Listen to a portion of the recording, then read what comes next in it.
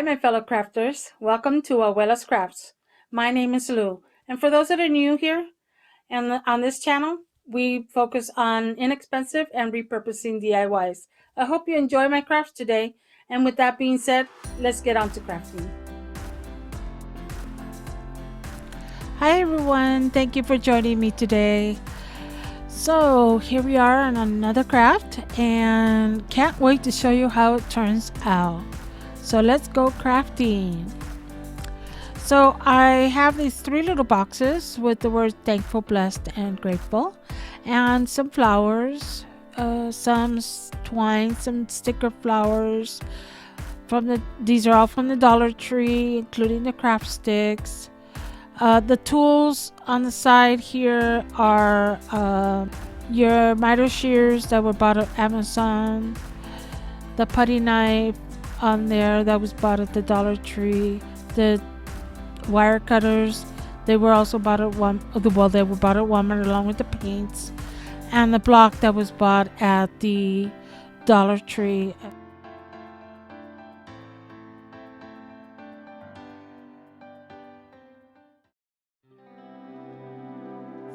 So I decided I was going to take off the words off of here, the little placards, because I want to paint the boxes. So it did give me a little bit of trouble taking those off, but they did come off, and not with a whole lot of damage on the boxes and or the word placard.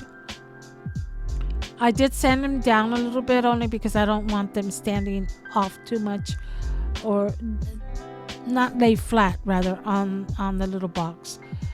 I tried getting them off with the putty knife and they weren't budging. Anyway, but sanding them does do wonders. We then take these little sticker florets and we set them down on the side of the boxes on 3 of the sides. We on each and every one of the boxes. I measured out, I didn't make any exact measurements, but it all worked out really, really well. I mixed my 2 colors, the blue and the green, to make a teal color. Now it does come out a little dark, but in a moment here when we put in our white chalk paint, it actually looks like the glass, like the sky, only with a little green in there, like the ocean when you're out in the ocean. I love this color. It's an accent color throughout my house, so it's one of my favorite colors. Well, right now anyway. It used to be purple, really purple, really purple. But anyway, so we go ahead and paint each one of these boxes. Now I do like to wet my brush before dipping it into chalk paint, only because it helps it flow a little bit better, a little smoother. And these boxes take about 2 coats. Yeah, I did do 2 coats, complete coats, a really good coverage with the chalk paint and these paints. I let them dry for a little bit while we get started on our trellis. And then I used the popsicle sticks to build the trellis. I first took off the little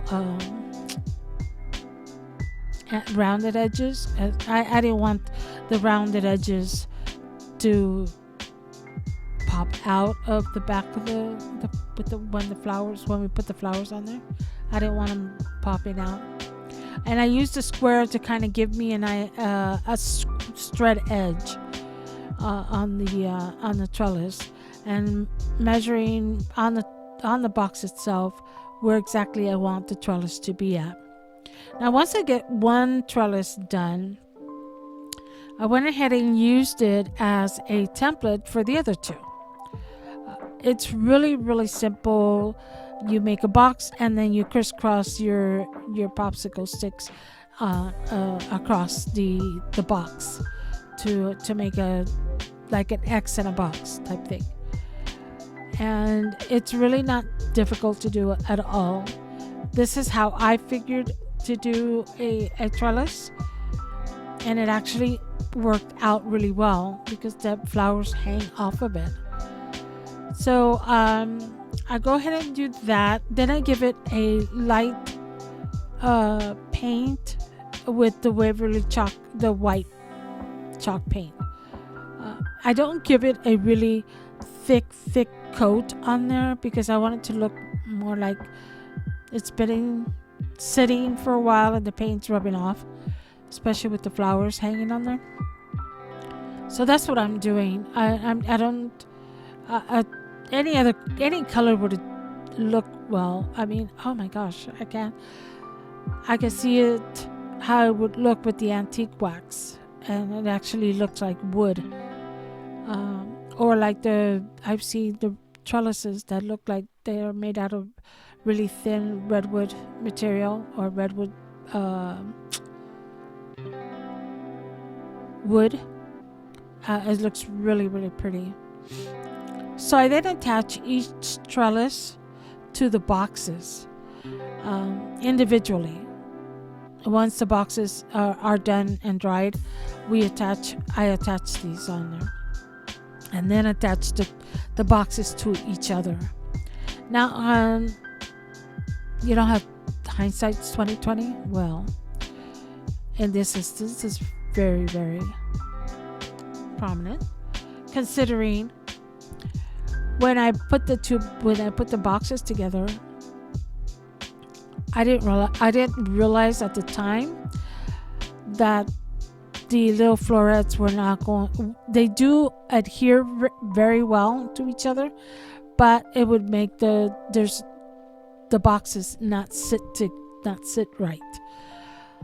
And I realized it here as I'm gluing it, and then because as I pick it up, it kind of bows and it doesn't quite. They don't quite sit well. I then proceed to put a little bit, or not a little bit, but a piece of popsicle stick in the back. And I still feel it bowing. And at this point in time, I don't realize why it's bowing like that. It wasn't until at the end when I realized, oh wow, the little florets, they're in the middle there.